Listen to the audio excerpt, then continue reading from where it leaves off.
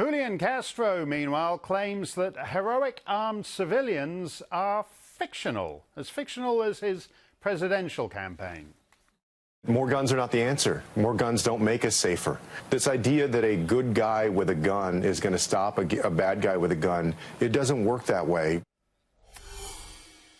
Well, it seemed to work that way in Texas yesterday. Ryan Cleckner is an attorney and former Army Ranger, and he joins us now. Ryan, just on the sniper side of you, when you look at the matching firepower here, the distance, how would you rate what Mr. Wilson did in his church yesterday? A+. I mean, where do I start except to say thank God for Mr. Wilson and his SIG P229 handgun and his practicing out at the range for him to be able to make that one shot and save all of those lives. Well, let me put to you the Joe Biden point, because Joe Biden's point seems to be that fellas like him need armed security details. He has his Secret Service detail. Yep. I believe he swims naked in front of them most mornings, which is not something I'd want to see first thing if I were a Secret Service agent. But that he needs armed security, and right. Everybody else can do without and can just call 911. You're right. This is exactly why we have the Second Amendment, so that we can defend ourselves against those that wish to do us harm. And to talk about how great Governor Abbott was for passing this law, which he is and he was, but it bothers me that we even have to celebrate the fact that he passed a law that gave them the right to carry guns in church. No, guys, our constitutional rights belong to us before the government.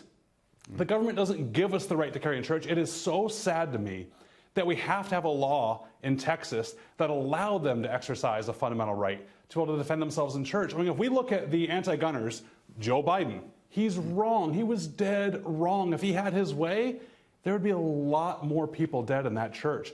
Or we have some anti-gunners like Sharon Watts, who says that it was only happened because it was allowed to happen by Governor Abbott, who allowed guns in church.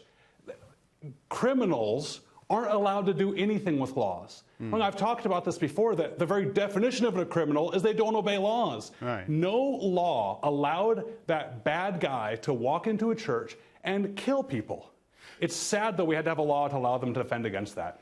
There's a line that Homeland Security use: if you see something, say something. But in fact, a lot of our political leaders keep telling us there's actually nothing to see, that we're being irrational when we're scared of people. In this case, a fellow walks into a church, he's wearing a wig, he's wearing a false beard, and somebody did see something and reacted immediately. Is that really the way we're all going to have to be in the future?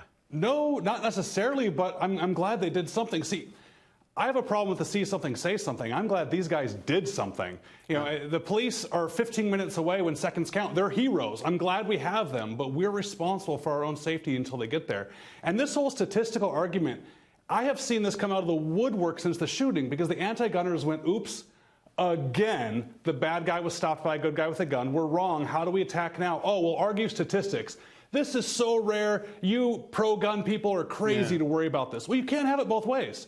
It's either so rare and it's never going to happen, therefore we don't need guns to defend ourselves, or it's an epidemic and they need to take guns away. But arguing both sides doesn't make sense. And there's no police department on the planet that can get there in 6 seconds, which is the time that Mr. Wilson took to it. Exactly right. Ryan, thank you very much for that. Meanwhile, in